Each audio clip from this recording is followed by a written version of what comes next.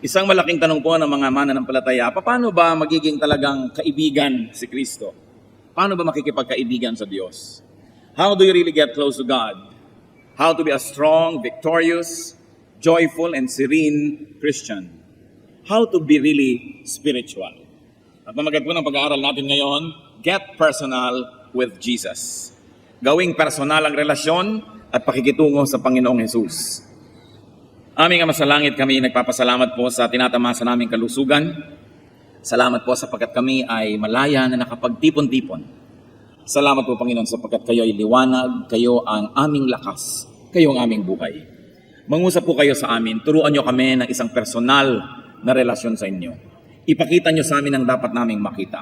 At nawa, Panginoon, madagdagan man ang aming karunungan, magamit ito upang malapit kami sa inyo, upang lalo kami maging kawangis ng iyong anak na si Jesus, at lalo naman kami maging kalugod-lugod sa inyo. Bless us. Speak, O Father. Speak to your people. Lead us unto greater godliness. In the name of your Son, Jesus, we reject, rebuke, and drive away any presence of evil, and we frustrate any malicious plan against your holy assembly. We hide in the shadow of your love and protection, and we seek your light. Let your light shine upon us. In the name of Jesus, our Savior, we pray. Get personal with Jesus. Bakit po marami mga karanasan ng mga tao na religious experience, pero walang spiritual experience na kasama? Not everybody who goes to church actually gets a private audience with the Lord. Hindi ko mo ang isang tao ay relihiyoso o matagal nang may relihiyon sa kanyang buhay ay spiritual at banal na nga siya. What are the two modes of relating with God among many other spiritual modes? One of that is what we really see all the time, which is corporate. The corporate mode of relating with God. It is through the church or the assembly, through the congregation, through the fellowship.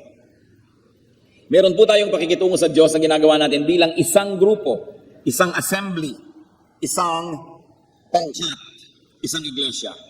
At ito po ay kilala at nakilalang lalo na ng mga naunang Kristiyano sa atin. Matapos ang Panginoon ay bumalik sa langit at naiwan ng mga mananampalataya na nangangapa kung anong kanilang gagawin, sila ay laging nagsama-sama. Acts chapter 2 verses 42 to 47. They devoted themselves to the apostles' teaching and to the fellowship, to the breaking of bread and to prayer. Everyone was filled with awe, and many wonders and miraculous signs were done by the apostles. All the believers were together and had everything in common. Selling their possessions and goods, they gave to everyone as he had need. Every day they continued to meet together in the temple courts. They broke bread in their homes and ate together with glad and sincere hearts, praising God and enjoying the favor of all the people. And the Lord added to their number daily those who were being saved. Ito po ang report sa buhay ng mga unang Kristiyano. Dapat po nating tandaan na bago naging uso ang Kristyanismo, ang relihiyon sa Israel ay yung tinatawag nating Judaism.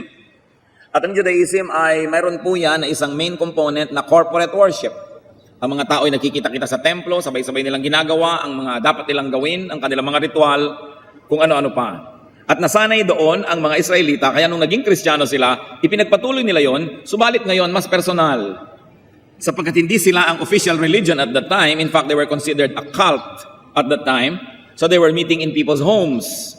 Pero patuloy yung kanilang corporate experience, that they would worship together, pray together. In fact, there was group learning, there was group meals even.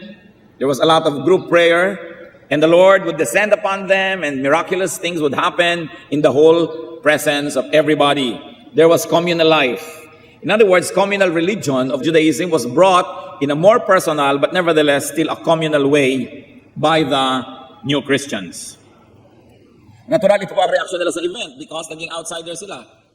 From just practitioners of the old religion, nagkaroon sila ng bagong experience, nagkaroon sila ng hatatawag niyong born-again experience, nagkaroon sila ng bagong experience sa Diyos, pananaw, kaya sila ay itinuring ng mga taga-dating relihiyon na outsiders, maituturing pa sila siguro mga rebelde, mga gumagawa ng iba na namang uri ng relihiyon, kaya ang kanilang ginawa ay nagsama-sama because they found comfort in each other's presence.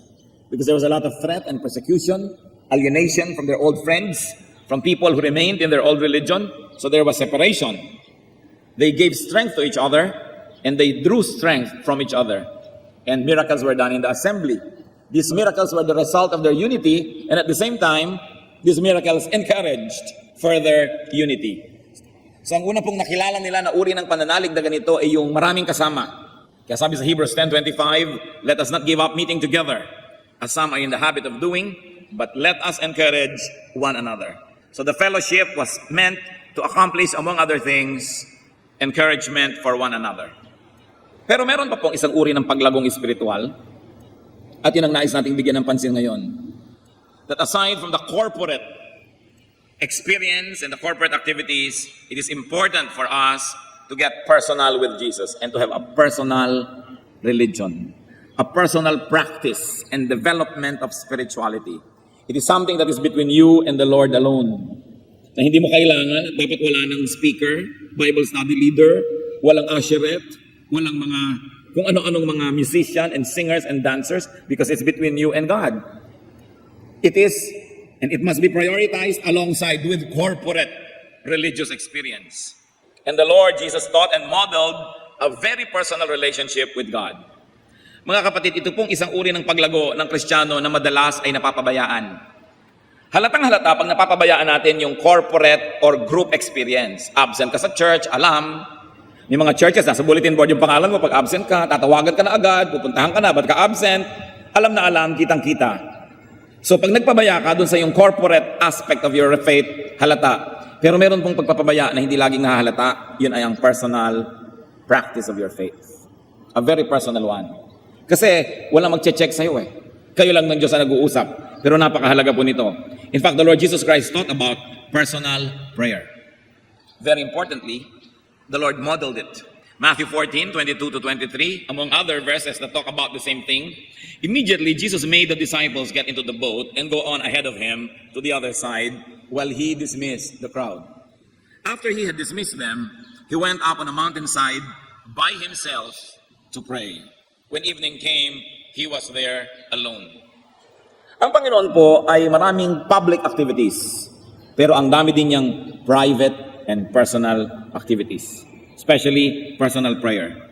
The Lord also modeled personal worship. Mark 14:35-36. Going a little farther, he fell to the ground and prayed, Abba, Father. And he said, so on and so forth. That by himself, the Lord would worship without the group, without the choir, without everybody else. And therefore, the Lord had personal fellowship with the Father. Napaka-personal. And there was also, obviously, personal study of and reflection on the Word. As we can glean in Luke 2:46-47, nung ang batang Jesus, 12 years old, talked with the scholars at the temple. After 3 days, they, meaning Mary and Joseph, found him in the temple courts, sitting among the teachers, listening to them and asking them questions. Everyone who heard him was amazed at his understanding and his answers. If that body of scholars was to symbolize the Word of God, the known and written Word of God, he was there alone studying such words through these men. Meron siyang pag-aaral na mag-isa, at marahil hindi lang yon, nagbabasa rin siya ng mga scripture mag-isa. The Lord also practiced personal fasting. Hindi ko malaman ngayon kung bakit hindi na makapag-fast ang mga churches, kung hindi grupo, kung hindi ang dami-dami, tambak-tambak, sabay-sabay mag-fast. But the Lord fasted privately.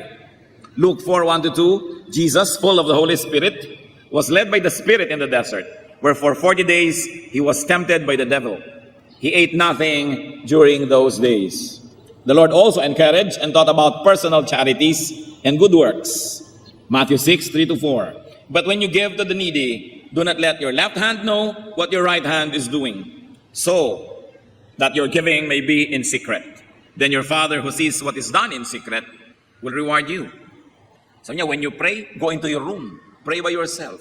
When you do good things, do it alone. It doesn't mean that we're not going to pray together with other people and other believers, that we're not going to do good things in a team, but it is important to realize that part of our growth is hinged on our personal practice of the faith.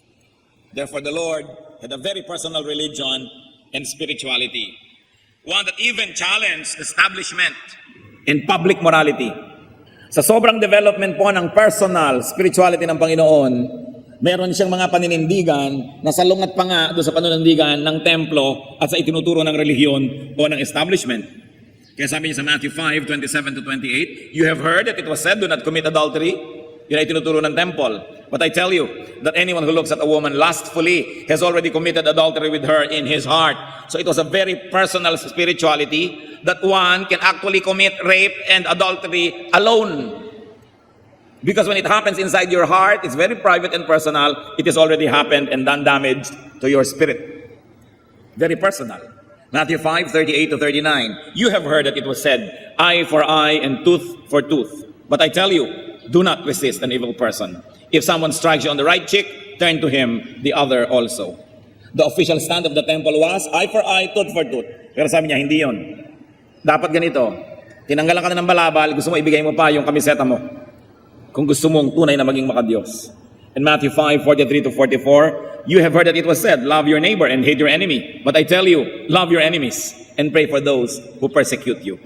Because of his spiritual practice and because of his very personal spirituality, he was able to transcend and go beyond the religious modes and the religious standards of the day.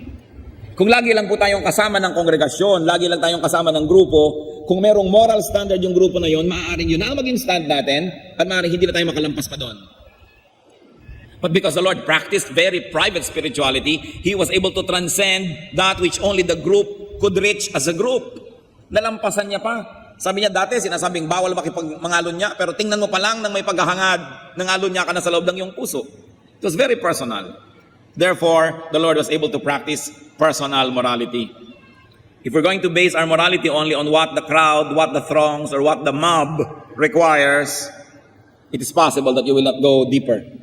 Hanggang doon lang yung hinihingi ng mga tao. Sa atin pong case, and basing it on the model and teachings of the Lord, how can we get personal with Jesus, with God? Kasabay at lampas sa ating corporate religiosity and spirituality, how can we be personal? Certainly we should develop, strengthen, pursue, and maintain personal prayer life, tulad ng Panginoon. Umaattend po siguro kayo ng prayer meetings. Siguro pag sa ating program, yumuko po tayo at manalangin, nakikiyuko tayo at nananalangin dahil yan ang ginagawa ng lahat. Pero nananalangin pa ba kayo kung mag-isa na lang? Kumusta? Sabi ng Panginoon sa Matthew 6:6, when you pray, go into your room, close the door, and pray to your Father who is unseen. Then your Father who sees what is done in secret will reward you. Napakasarap naman kung ikay magulang, bigla mong binuksan ang kwarto ng iyong anak at nabisto mo na ang ginagawa ng iyong anak in secret ay nananalangin. Pero kung biglang pinatay ang computer, biglang inilipit ang isang buton dahil meron palang pinupuntahan siyang hindi dapat puntahan dyan sa internet, yun ang ginagawa in secret. Ang ginagawa pala pag nakasara ang kwarto, nanonood ng kung ano-anong video hindi dapat panoorin, nagbabasa ng hindi dapat basahin, yun pala ang ginagawa in secret. Pero ang sabi ng Panginoon, when you want to pray, go into your room and pray in secret. Of course, this is a reaction to the exaggerated attention that the Israelites have given to public exercise of spirituality. That now they were doing it for the sake of what the public will see, no longer for the sake of what the Lord would see. Naging pakitang tao ang relihiyon. This is a reaction. Sabi Lord, you want to really earn points in heaven? You truly want to please God? Pray in private when no person can praise you. And you will not earn social points by being tagged as a religious person. That is a pure kind of prayer. So are we closing the door behind us and praying to our Father in secret? How is our personal prayer life? Gaano karami sa atin ang nakakahigit ng 20 minutos ng prayer sa isang araw, kasama na ang panalangin sa pagkain? Remember the emphasis of the Lord, personal prayer. That's important if you will grow spiritually. And we must have personal worship. Pwede bang biglang binuksan mo naman ang pinto at nakita mo naman ang member ng iyong pamilya nagwo-worship kay Lord? Maybe singing to the Lord, maybe kneeling, maybe dancing to the Lord, praising God privately. Si Job had an example, chapter 1, verse 20. At this, Job got up and tore his robe and shaved his head. Then he fell to the ground in worship. Definitely he was alone because even his wife was torturing him. Pero nananalangin siya, nag-worship siyang mag-isa. Tayo po ba nakakaranas at sumasamba sa Panginoon mag-isa? Kung meron kayong mahal sa buhay, di ba gusto nyo paminsan-minsan mag-isa kayo? Mag-dinner tayo, tayo lang dalawa. Magbakasyon tayo, tayo lang dalawa. Ayaw mo nang ang dami-dami kung sino-sinong nandyan, wala na kayong panahon para mapag-isa. Ganon din ang Panginoon, gusto niyang mapag-isa tayo, kasama niya. Hindi laging may tao, kasi pag may tao, himbes mag-worship ka, may kausap ka pa, nagkukwentuhan pa kayo. Meron pang oras ng worship, nagpapakitaan ng singsing. Nagpapakitaan ng kung ano-ano, nagkukwentuhan, naaagaw ang atensyon. We must have personal worship. And of course, also, we must develop a very personal fellowship with God. Pakikipagniig. We need to be alone with God. Sabi nga sa Bible, itong mga taong ito had a very personal relationship with the Lord. Noah walked with God. Abraham was called God's friend. Moses spoke to God face to face. And David was called a man after God's own heart. In spite of his public and widely publicized sins, David is called a man after God's own heart because of his private relationship, a very personal relationship with Jesus. What else should we do? To develop and maintain a personal study of and reflection on God's Word. Nabubuksan lang po ba ang Bible kung may Bible study? Baka nga kung minsan dahil sa technology, pina-PowerPoint natin, hindi na rin nabubuksan yung Bible, wala nang dala eh. Paano kung minsan nasira ang ating gamit at sinabi natin, buksan nyo ang Bible, may dala pa ba kayo? O sobrang umasa na sa technology? Kaya yung mga iba, pagka magba-Bible study, pag binuksan mo yung Biblia, dikit-dikit ang mga pahina. Hindi man lang kasi nabubulat-lat ang Bibliang ito. Ang tagal na ng Biblia, bagong-bago pa. Ezra 7:10, Ezra had devoted himself to the study of the law of the Lord. Mga kapatid, nabe-bless po tayo kung merong isang mag-aaral at pagkatapos tatayo dito at ibubunyag sa atin ang itinuro sa kanya ng Diyos habang nag-aaral siya. Yun ang ginagawa ng preacher. Pero alam niyo po ba na napakaraming ibubunyag at ituturo ang Diyos sa inyo directly, personally, if only you would study the Word of God on your own. The Word of God is not for experts. It was written by ordinary people to be read by ordinary people. Pinapahirap lang yan ng mga scholar para sila maging importante. But I'm telling you, even without seminary education and without a PhD in theology or kung ano-ano pa, you open the Word of God, you pray, you approach it with a humble heart, and the Spirit of the Lord is going to teach you. And the joy of discovering God's truth or a certain facet of this truth in a personal way is one of the highest joys available to human beings. Gaano karami po sa atin ang nag-aaral talaga? Ay, ako po nag-aaral, nagka-quiet time ako. Nagka-quiet time ka, bubuksan mo yung iyong guide. Bubuksan mo yung devotional mo sa page ganito, sa ganitong araw, babasahin mo yung sinabi ng author na basahin doon, at babasahin mo yung kanyang sinulat na konting essay, at pag sinabi niya, pray ka naman, at akala mo nag-aaral ka na nga ng salita ng Diyos, binasa mo lang ang pag-aaral ng iba. Pero iba yung kayo mismo ng Panginoon na mag-uusap, mag-aaral. Napakahalaga nito mga kapatid. Huwag po tayong malibang na kung umatin kayo ng church at idinedeclare ang salita ng Diyos ay kumpleto na. It's only one half of your growth. The other half must depend on your personal study. 2 Timothy 4:13, when you come, sabi ni Paul, bring the cloak that I left with Carpus at Troas and my scrolls, meaning the Bible, especially the parchments or the papers that he used as study notes. Sabi ni Paul, pag nagpunta kayo sa akin, dalhin nyo yung Biblia at dalhin nyo yung notebook ko kasi lagi siya nag-aaral. Sa palagay nyo, bakit siya nakasulat ng mga binabasa natin na epistles? Kasi mahilig siya mag-aral ng salita ng Diyos. Hindi siya umasa kung kani-kanino para mag-aral. Nag-aral siya mag-isa at umasa sa Espiritong Banal. Ngayon, baka man biglang magkani-kanya na tayo ng interpretasyon. Magkagulot, magkahalo-halo ang balat sa tinalupan. How will you know if your interpretation is right? If your interpretation does not contradict all the other verses that talk about the same thing, then your interpretation must be right. Hindi yung sasabihin natin, your interpretation must be right if it agrees with mine. Hindi ganon. But if it agrees with all other parts of Scripture that talk about the same thing. Kasi hindi nyo lang pwedeng pagsabungin ang verse against verse. Dahil ito ang reading mo dito. May nagsasabing, ganito, tungkol sa ganong bagay. Kaya kailangan pinag-aaralan. At kung meron po kayong interpretasyon na sobrang kakaiba sa nakaugalian ng interpretasyon ng church for many, many centuries, well, be a little bit suspicious of your interpretation.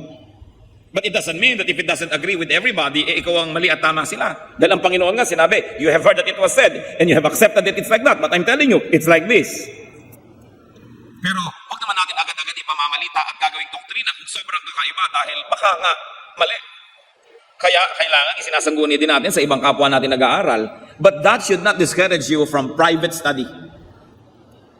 Because most of what the Bible teaches will be just about our personal life and how we interpret it and how we apply it to our lives. At kung meron po kayong interpretasyon na sobrang kakaiba, tiyakin ninyo na kung i-apply nyo man sa buhay nyo, personal lang, you can say, well, to me, I'd like to obey this verse in this way, but you should not impose it on other people because it's just a very personal interpretation. Lalong-lalo sa mga spiritual gifts, tulad ng mga prophecy, visions. You say, well, nakakita ko ng ganitong panaginip at sinabi sa akin ng boses, gigising ako ng alas 3 ng umaga para mag-aral ng salita ng Diyos. Well, you may want to apply it to yourself, but you cannot make a doctrine out of it and force everybody else to wake up at 3 and study the Word of God just like you do. So pagka mga ganun ng interpretation, personal na lang ang application. Hindi mo pwedeng gawing doktrina. Kasi maaari ka naman talagang kausapin ng Diyos in a personal way. Tulad ng pinagawa niya si Noah ng ark, alangan naman gumawa tayo lahat. Pinagawa si Solomon ng temple, alangan naman gumawa tayo lahat. So may pinagagawa siya sa specific people, and even now we believe that God speaks to people. At kung minsan may ipinapagawa talaga sa'yo, may inuutos. Sabi sa'yo, itong ganito, ibigay mo kay ganon. Pero hindi mo pwedeng sabihin sa kumari mo, yung ganyan mo rin, ibigay mo rin kay ganon. Kasi ikaw yung kinausap, para sa'yo lang yun. Dapat hindi po magulo ang ating personal study. Kasi kung sobra naman nating didibdibin yung mga personal interpretation natin, and we will make it mandatory for everybody else, magkakagulo.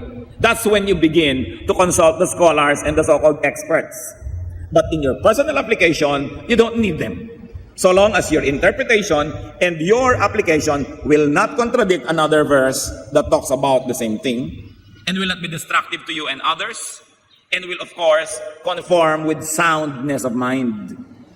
Kasi merong mga, ito po totoo, may vision ako, para daw ako maging humble, kailangan humiga ako dyan sa pintuan ng simbahan at lahat ng tao ay magpunas ng paa sa aking damit. May mga nangyaring ganon sa Amerika. Ay hindi naman yata consistent sa karakter ng God yun, na pwede ka maging humble, maging basahan ka doon sa pintuan. So baka sister naman, kunin mo lagi ang interpretation mo. Kasi it goes against sound judgment. It goes against all logic that God would like to debase you and your personality just because God is teaching you to be humble. But don't let these issues prevent you from your personal study and reflection of God's Word. Also, we must practice personal fasting. When you are convinced, and where your conscience tells you to. I cannot say, mag-fast ka. Kasi kung hindi naman tausay yung puso, baliwala rin yun. Pero anong sabi ni Lord tungkol sa fasting? Matthew 6:16 to 18. When you fast, do not look somber as the hypocrites do. For they disfigure their faces to show men they are fasting. I tell you the truth, they have received their full reward. Pag napuri siya ng tao dahil nagpa-fast, yun na ang reward niya, yung puri ng tao. But when you fast, put oil on your head and wash your face, so that it will not be obvious to men that you are fasting, but only to your Father who is unseen. And your Father who sees what is done in secret will reward you. So a very personal fast. Now, fasting may be physical, which means food, but more importantly, fasting should be spiritual. The denial of worldly and sinful nature. Sabi sa 1 Peter 2:11, dear friends, I urge you, as aliens and strangers in this world, to abstain from sinful desires which war against your soul. And that is a spiritual fast. Gusto-gusto ng katawan mo yung ganitong masamang kalayaw at hilig, then you deny yourself, that's a form of fasting. In fact, much higher, I think, than just fasting from physical food. Napakahalaga po na may personal fast. It doesn't always have to be a national fast. It doesn't always have to be a whole congregational fast, but a very personal one. Then we should develop personal charity and exercise of good works. 1 Timothy 6:18, command them to be good, to be rich in good deeds, and to be generous and willing to share. When people share, when they do good things to the weak, to the needy, to the destitute, to the poor, there is a miracle that happens in their hearts. That their spirituality gets to be more sensitive, it gets developed, and you evolve spiritually. It is a result of obedience to the Lord in doing good works. We've got to develop and practice personal religion, personal spirituality. James 1:27 is very explicit. Religion that God our Father accepts as pure and faultless is this: to look after orphans and widows in their distress and to keep oneself from being polluted by the world. Pag meron po tayong taong nasabing, yan relihiyoso, ang tanong, meron ba siyang charities? Siyempre, the orphans and widows here are representatives of a certain class of people. People who are disempowered, people who are marginalized, people who are weak and cannot defend themselves. So any person who says, I'm spiritual, I'm Christian, tanong, meron ka bang ginagawang kabutihan para sa mga kapuspalad? At kung sasabihin, ako nga kapuspalad, ako dapat gawa ng mabuti. Surely you will be able to find someone who is weaker and poorer than you are. There will always be the richer and the poorer person, the stronger and the weaker one, no matter what your station in life is. So do you have charities? Kasi ito daw pala yung pure religion. Hindi yung fasting, hindi yung pagsali sa mga grand religious activities, kundi yung personal and quiet work for the needy, for the weak, for the destitute. And to keep oneself, personal, from being polluted by the world. Yung naninindigan ka na hindi ka marumihan ng sanlibutan, maging malinis ang iyong espiritu lagi na, personally, that is religion that is undefiled before God. And if we did all that, we will be able to develop personal morality. Yung very personal, sometimes it is even against what the group considers acceptable and beyond what the group says to be right. So Genesis 39, 6-10, we witness Joseph, a very young man, a very healthy, athletic, handsome young man, being seduced by what must have been a very beautiful woman. Now Joseph was well built and handsome. And after a while, his master's wife took notice of Joseph and said, come to bed with me. Joseph was the master slave in the house of this Egyptian officer. And you know, Egyptian women, especially if there were wives of officers, they were always perfumed and manicured and pedicured and coiffed and beautified. Malayong-malayo pa lang, amoy lotus na sa dami ng pabango. But he refused. With me in charge, he told her, my master does not concern himself with anything in the house. Everything he owns, he has entrusted to my care. How then could I do such a wicked thing and sin against who? God. And though she spoke to Joseph day after day, he refused to go to bed with her or even be with her. Yan ang personal morality. How many of us will still be very highly moral if we were alone? Pag hindi mo nakasama si brother, si sister, si pastor, si elder, at tapos may nang-aakit pa sa'yo with the promise of secrecy because they were already inside the same house. And he practiced a very personal morality. Ito po mga kapatid ang dapat natin marating. At nangyayari lang ito with private practice of our faith. Kahit hindi kayo umabsent sa lahat ng church activities, when you do not pray privately, when you do not privately fast, when you do not privately study the Word of God and worship God and practice all these things, you will only be one half strong. And when the crowd is not there anymore, the fellowship is not there anymore, and you're by yourself, what will you do? What will you do if you're alone? When nobody would know, or if there is a promise of secrecy. Because what we are in those moments is what we really are. So while it is commendable to be an active and functioning church member, it is important to note that there is growth in fellowship with Christians, but there's also a brand of growth that's available only in aloneness and in our personal walk with Jesus Christ. So let's get personal with Jesus. Even judgment is going to be personal. Hindi ka haharap sa Panginoon na may mga kasama ka, isa-isa nahuhukuman ang tao. Personal. Personal religiosity, personal spirituality is what and who you and I really are. Kung ano po tayo, pag nag-iisa lang, yun talaga tayo. In much the same way that nakedness is what and who you really are. That's why among the highly evolved arts, nakedness is not viewed as negative because only when the body is naked do you really truly see the person. Kaya sa arts po, walang mali siya tungkol niya sa naked body. In fact, the purity of nakedness is echoed even in Job 1:21. Naked I came from my mother's womb, and naked will I depart. So kahit naka-Amerikana ka o barong Tagalog nung ibinurol ka, ang totoo no, nung namatay ka at kung sa makabilang buhay ka, you were naked. 1 Timothy 6:7, for we brought nothing into the world and we can take nothing out of it, not even clothes. So merong nakedness ang ating spirit when we come to the world and when we leave it. You know what's wrong with clothes? Clothes hide the true person. Clothes cover reality and clothes give a false identity. Baka naman mamaya magpaburol kayong walang damit, lalo magkaskandalo. Hindi ito ang pinag-uusapan natin. What do I mean?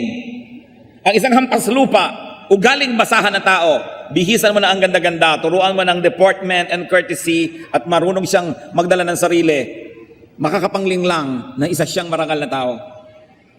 At isang kerangal-rangal na tao na hindi maka-afford ng magandang damit, gumagulan itong mga damit na pagkakamala nating walang kwentang tao dahil yun ang suit niya.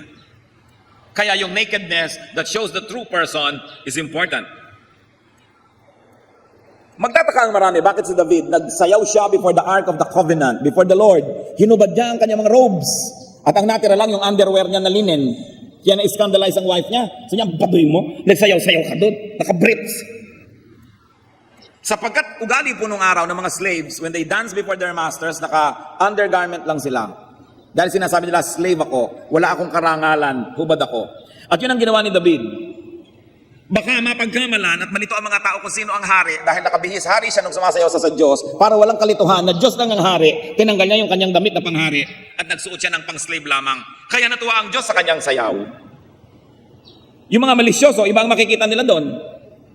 Pero huwag niyong kakalimutan, nung nilibak-libak nitong si Michal na asawa niya, yung sayaw ni David, the following verse said, and Michal remained barren, childless, all her life.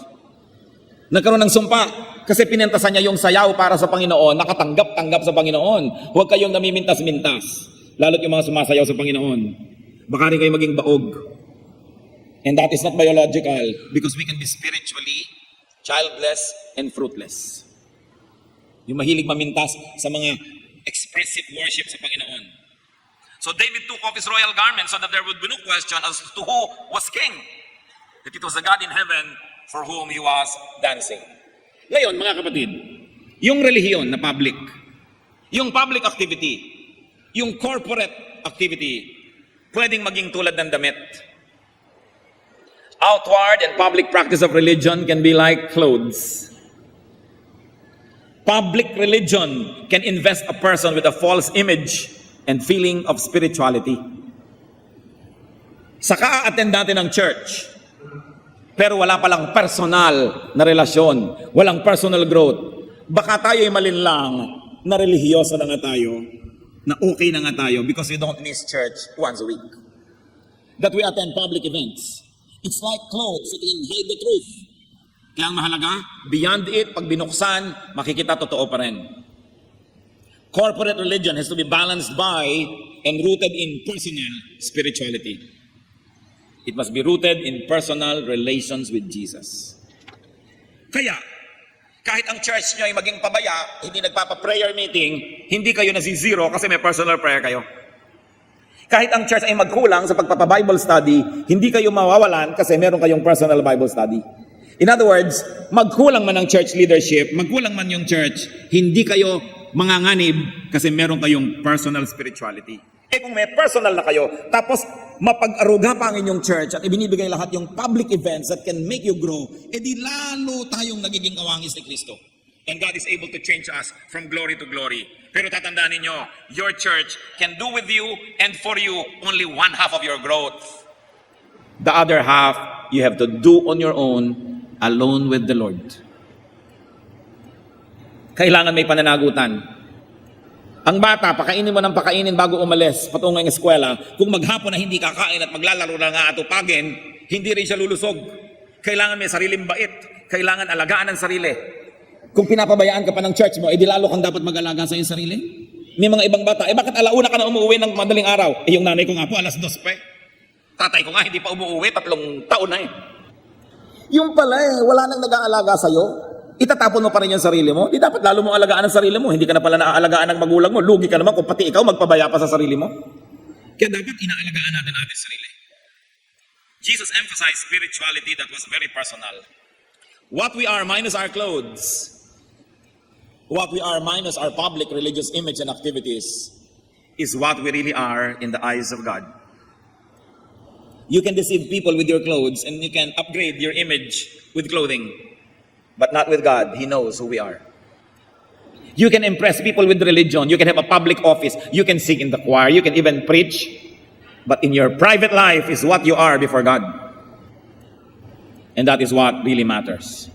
Do not rely on and do not be disgraced by public religion, although it has its own importance, but it is not everything. This was the Lord's sharp rebuke to the religious leaders of His time, to the religious people.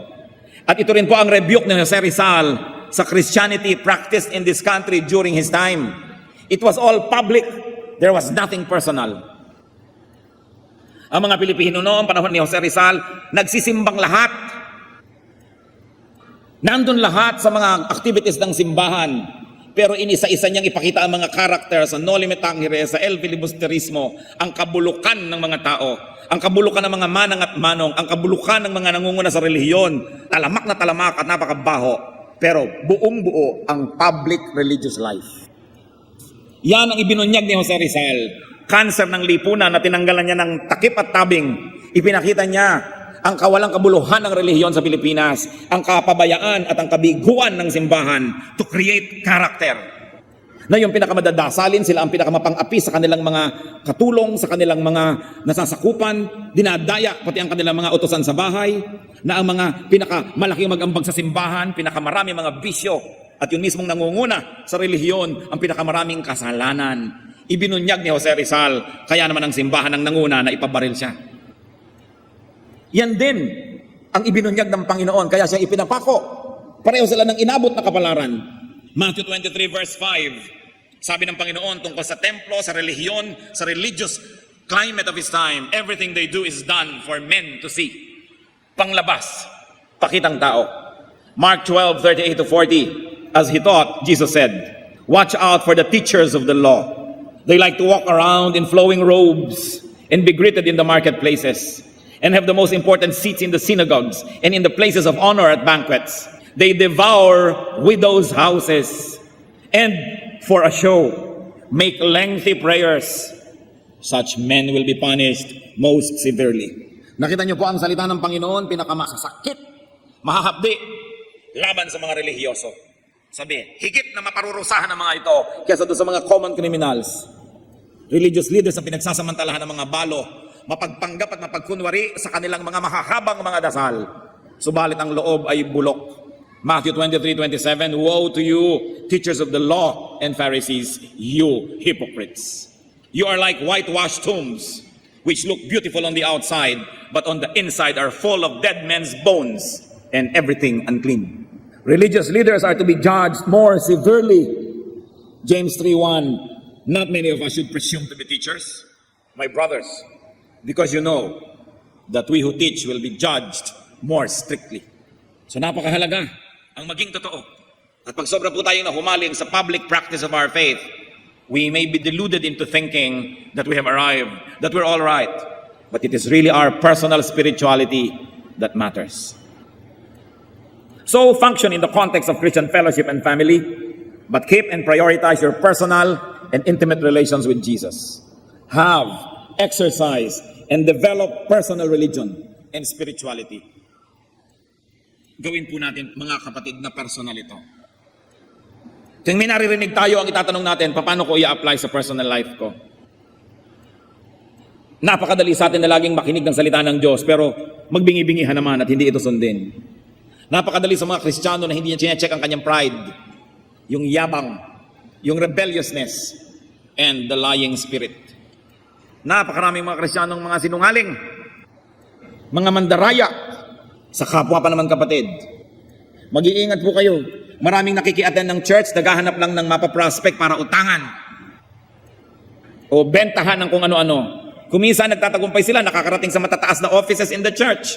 Nagiging leader ng ganito, leader ng ganon. Kaya sinasabi natin, mga members, kung ang mga teacher nyo, mga leader, ay inuutang-utangan kayo, dinadaan-daanan kayo sa iyak-iyak at kung ano-ano, at magtitiwala kayo, suriin nyo muna, ipagtanong nyo muna. Kasi kadalasan yung mahilig mang ganyan, may record talaga yan, maraming nakakaalam. But of course naman, church leadership tries to be decent and not destroy people's reputation. Pero magtatanong-tanong kayo dahil hindi tinotolerate ng church yan. Yung minsan, yung mga iba, nagkakaroon sila ng matataas na posisyon dahil talagang sinadya nila yun, nagpakasakit ng mga 2-3 taon, nagpapadama lang pala, at kung meron na ng ating pagtitiwala, ay saka sumasalakay. So dapat tayong maingat. Ganyan ang sinabi ng Panginoon, you devour widows' houses. You don't only devour the widows' houses, but many religious leaders devour the widows. Sometimes, even religious leaders devour the youth. Pinagsasamantalahan ng mga young people. Kunwari ay magre-retreat, magka-camp, kunwari ay may overnight fellowship. Yun pala, sinasalakay at pinagsasamantalahan ng innocence ng mga kabataan. Susuriin nyo lalong-lalo ang mga youth leaders na ipagtitiwalaan nyo ng inyong mga anak na mga inosente. Sapagkat, ang sabi sa Bible, there are wolves dressed as lambs who are mingling with the people of God. May mga youth leader na sila ang sex molesters. Pinagtitiwalaan ninyo, yun pala sila ang sumisira sa inyong mga anak. Kaya dapat tayong masuri, madalanginin, sapagkat maraming mga huwad maging sa loob ng iglesia. Alam lahat yan ng Diyos. Pero tayo kasi mga tao, ang ganda-ganda naman, laging naka-close neck siya, may dalang malaking King James Bible, magtitiwala ka na agad. Kasi sinasabi natin, it's not only what you see in public. That's why we should pray for discernment. That we should be able to feel in our heart what kind of heart the other person has. Huwag kayong magpapadala sa nakikita nyo lamang. Si Balagtas mismo, sinabi, pag ang isinalubong sa inyong pagdating ay maamong mukha't may pakitang giliw. Ihanda na raw ang inyong gagamitin sapagkat kayo kaaway na lihim. Pag masyadong magiliw, masyadong sister, brother, bago kayo magtiwala, suriin muna. And there are people who have complete control over their lacrimal glands. They can cry on cue. At kung naawa na kayo, natangay na ang inyong hikaw at pulseras. Sapagkat marami nandadaya sa pangalan ng Diyos. Nagsasamantala sa pangalan ng relihiyon. It is important to develop personal relations with God and personal spirituality. Out of that, you can make your personal moral stands that can govern your life. Romans 14:22. So whatever you believe about these things, keep between yourself and God. How far more can you be personal? Sabi, keep it between yourself and God and apply it as you would and as you are accountable to God. Blessed is the man who does not condemn himself by what he approves. And of course, you're talking about conscience. Sundin ang konsyensya. Yung konsyensya na nakababad sa salita ng Diyos. Yung konsyensyang nakaayon sa kalooban ng Diyos. Kumusta po ang ating personal prayer? Personal devotions. Personal Bible study. Personal works of charity and goodness to people. Kumusta ang ating personal worship? Ang ating personal life. This is where we are bare. Kaya po yung oblation sa UP nakahubad. Siyempre, noong mga 1930s, pinagtalunan pa kung lalagyan ng konting takip na dahon o hindi. Nanaig ang mga conservative, nilagyan ng konting dahon. Pero ang original concept nun wala. Because the oblation of UP is naked, looking up to heaven, saying, God, I am naked, clothe me with knowledge. We are all naked before God. We cannot hide anything. Hindi kayo lalago sa inaasahan at niloloob ng Diyos kung ito lang pagtitipon natin ang aasahan ninyo. Kailangan may sarili kayong pagsisikap, sariling personal na relasyon sa Diyos. Kaya kung may kulang pa tayo dito, yun ang pupuno. Napakahalaga. Aming Diyos, salamat, interesado kayo sa amin. Salamat po na kahit ang dami-dami namin, kaya niyong makipag-personal relationship with each one of us. Salamat po, pinapahalagahan niyo kami that you want to be personal with us. Ituro mo sa amin, Lord, to be more personal with you. Ano bang ibig sabihin nun? Paano ba namin gagawin? At sa mga gumagawa na nito na nakakaunawa ng binabanggit mula sa pulpitong ito, salamat at ibinuyanyag at inihayag nyo na sa kanila yung kagalakan na nagmumula sa private worship, private prayer. Nawa kung meron pang hindi nakakaunawa nito, Panginoon, hindi pa gumagawa, maging hamon ng sandaling ito upang ito'y simulan. Mga kapatid, manalangin tayo ng matahimik, mataimtim. If you have already discovered the glory, the beauty, the joy of personal relations with God, personal worship, prayer, study, thank God. And develop it even more. Hindi nyo kayang ubusan at ubusin ng Diyos. Habang handa kayong lumalim at tumaas, handa siyang samahan kayo. At doon pa sa mga hindi na-develop ito, manalangin ngayon, humingi kayo sa Panginoon ng kapangyarihan na gawin ito. At magpasya to develop your personal reading, prayer, worship, your personal acts of goodness, your secret charities. That's what God loves. So be with the Lord. And let the Lord give you personal, very personal messages in some moments of silence.